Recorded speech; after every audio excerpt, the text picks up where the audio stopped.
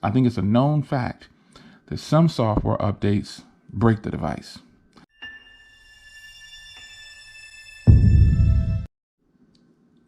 What's going on, guys? It's your man Jay, and I'm back with another video. And a lot of you guys talk about software updates and how, you really think Apple is the best at it. They guarantee 5 years. Well, I just happen to have my OnePlus here, and they offer updates too. Essential to me probably did it the best when it came to the software updates consistently. The Essential Phone PH1 got a lot of software updates.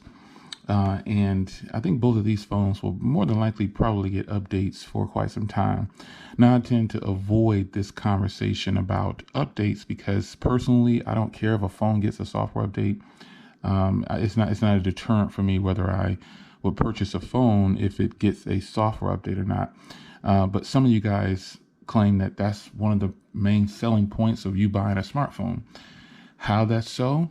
Maybe if we ever meet each other, you could explain to me, other than telling me it fixes things or you get added features, because with both Android and iOS, not very many features get added with these monthly software updates from Android, and then Apple updates when they have to, but then they generally do a update once a year or when the new device comes out.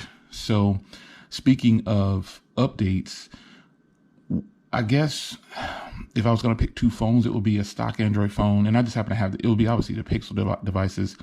But I've learned lately that some of the Pixel devices aren't getting the updates as fast as my Samsung phones. They're not up to date. And my Samsung devices and other devices are possibly up to date faster. But, my point is that updates on a smartphone I don't see how that could be a determining factor when purchasing a smartphone.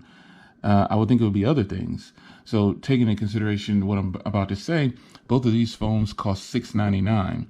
Now, which one of these phones has a kind of a futuristic look, or which one do you think is more appealing when you look at them? Because when I go into a smartphone store, I'm looking at the way a phone looks, and then I'll pick it up. And I might scan through the software for a second. I might go to a website, something. I'm not going to probably focus too much on if it's going to get an update. So something I'll look at is hardware. Now, when I look at both of these phones right here, I instantly like the OnePlus 8 better. Now, even if this was my iPhone 11 Pro Max, the way this phone looks, it still looks better because the iPhone 11 Pro Max looks exactly the same on the front. This phone is thinner. It feels better in the hand. It's got a bigger screen. It's taller. It just feels better in the hand. This phone feels wide compared to this phone because obviously it is a little bit wider, but it tapers off. I like it. And I feel like when a person is shopping for a cell phone, they're probably going to walk into a store and they're going to do this. They're going to pick up the phone and they're going to start taking photos. And they're going to, possibly play with the camera. And that is where I would pick up this phone and say, oh yeah, great. It takes much better photos. That's the determining factor. Some things you can't determine when you first walk into a store to decide whether or not you're going to buy a device is battery life. You can't determine that. And it also can't be determined, again, by software updates. These aren't things that I think people are checking off of their list. Most consumers are probably not looking at a phone and saying, I wonder if it's going to get a software update. They're just not doing that. So, but to the tech community, I do understand. So the question I have for you is, $699 each, which one of these phones would you take?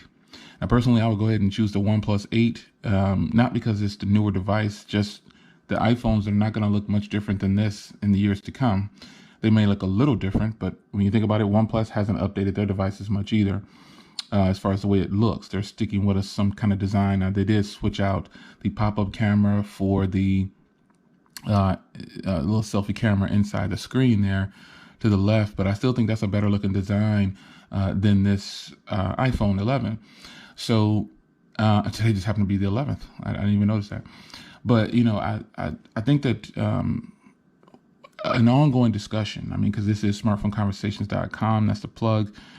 If you are into buying smartphones and you want to see the latest smartphones, you have to ask yourself, hey, which one of these phones is going to perform the best? Which one is going to have the best battery? Which one is going to have the best cameras? And oftentimes you're not going to be able to get that all in the same one. You're not going to be able to get it all in the same one. It's not going to happen. You're not going to get everything you want in a smartphone. It's just not going to happen. But I was using my iPhone and I was like, man, why is it that this phone's performing so slow? Like the basic things that I need to do inside of the YouTube Studio app are horrendously slow on the iPhone. And it's pretty much always been like that. I have to go back to an Android phone to pretty much do some of the things. But now they've made the Studio apps almost identical. It comes down to which one is getting the things done faster. And at this point, I'm not thinking about, oh my gosh, the iPhone's going to get updates for several years, so I need to stick with that one. But if I was going to choose, like I said, both of these, I would definitely, both of these phones are $699. So I'm going to go with the OnePlus because I like the way the design is. I like the screen. There's a lot I like about it. It feels good. It looks better. There's a lot to like, but some people are going to choose the iPhone 11 or the 11 Pro Max or whichever one you have. You're going to choose that one. Some of you guys are going to say, well, you should compare it against the Max. Well, no, these are the same price. And so if that's my budget, $700, I got to choose one of these. It's definitely going to be the OnePlus. It has nothing to do with updates. So I think the iPhone takes better video and photos overall. And I think the performance and screen and battery life is great on both, but I still lean more towards the OnePlus 8 for that. I think that if you pick a phone, if you have to, you're going to have to start picking some phones, or staying within your budget, obviously, is what you want to do. But I feel like the smartphone game is so cluttered now that it's confusing customers. And some customers cannot decide on what they want because they're being bombarded with all these different things to choose from. And you've got two sides of this world. You've got one person saying that you need to buy that $1,200 phone or you need to buy that $99 phone. You have to make a choice. And I feel like my budget used to be $500.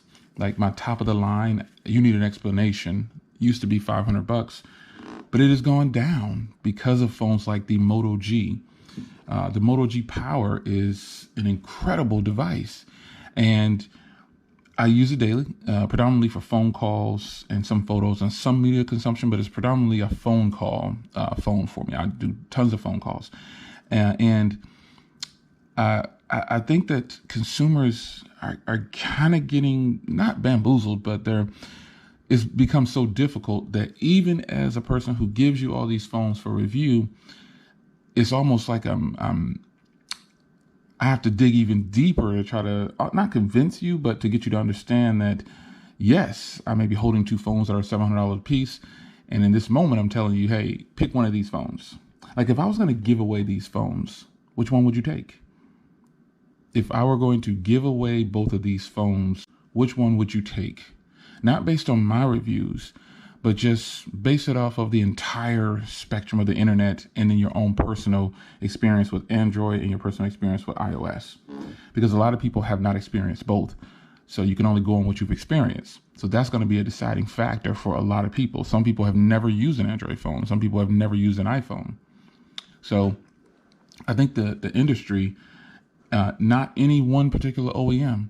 OEMs are releasing quote unquote, let's do the air quotes, budget devices. But that's the industry's budget. I think the world is not going to decide that I'm going to go ahead and buy a $700 phone or a $300 phone. They're looking probably around, $200 or less. And so we need companies to really come with it. And I think right now TCL might be a company that's grabbing a lot of attention. A lot of people are saying, I've never even heard of them as a phone company. Well, a lot of people haven't. So give them a chance, let it ride. Wait until it hits mass production or gets into the hands of a lot of consumers, not tech reviewers. That is actually the deciding factor. When consumers get the device, they decide. But what you see is a lot of people in the tech community, myself included, giving our opinions on it before the consumers get it. And then some consumers get the device and there's one or two things. They love it or they really don't like it. And then they refer back to reviews and say, well, this person said, but that's not my experience. And that is the number one reason why I started this YouTube channel. I felt like I was being told something and then it just didn't happen that way. But everyone's experience is going to be different.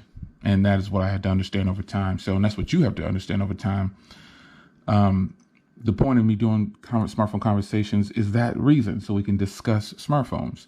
Not my opinion only. It's your opinion too, and how you feel about smartphones that hit the market. So this video is subject around $700 phones pretty much, and software updates.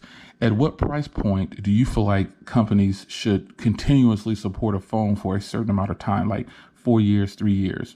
Or is there a price point at all? Because see, that conversation can go both ways. Why is a company making a $100 phone and then making a $700 phone, but they're not willing to support the $100 phone? Do they stand behind their brand? Or are they just trying to make some money off of you with that $100 phone? Which is it? So let's wrap this up and say that I don't really have so much a number behind how long a company should support a device. I just feel like they should support all of their devices. They owe it to us. We're the consumers. And again, consumers are the determining factor. Sales numbers and stuff like that, I try to avoid that conversation because to me it's pointless. It doesn't mean a phone is bad just because it doesn't sell a lot of units. That's totally, people who say that that's true, while I respect your comment, I don't take you serious. Sales numbers have nothing to do with whether a product is good or not. The media and the consumer have a lot of control over that.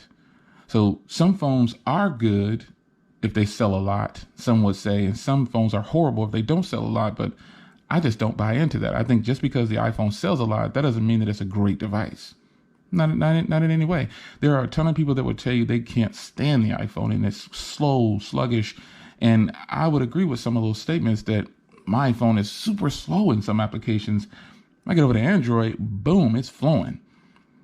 But some will say, oh, Jay, it's got 10 gigs of RAM, it's got 12 gigs of RAM, it's got this, it's got that. It's going to run faster. No. Apple has proven that they can run a phone at a nice, fast speed and give it power without a whole bunch of RAM. It's about optimization. So this is why I said earlier, you can't have everything all in one. There's a lot that I like about both of these $700 phones, but then there's some things that I dislike as well. So you make the decision of whether or not you feel like a smartphone is worth something. Should it get updates? Is updates important to you? Are they really that important to you? Are software updates as a consumer? I'm talking about, because tech reviewers technically are consumers. They're just buying the phones or getting review units, whichever it is, and they're giving their opinion on it. That's ultimately all it is. These are just our opinions. So when it comes to that, you be the determining factor on all these things that you want to check off on a device that you feel is important to you. So with that, how do you feel about software updates? What's one of the main determining factors? Because again, I can hold a conference every week. I can do a live stream every week. I can hold a video every week with the same subject and it can go on for years. I'm always going to get a different answer. And that's the great thing about giving your opinion and having a conversation about something. So for me, software updates are not as important as stable software, because I think it's a known fact that some software updates break the device. It's your man Jay. See you in the next video. Leave a comment down below and let's discuss. Hope you enjoy.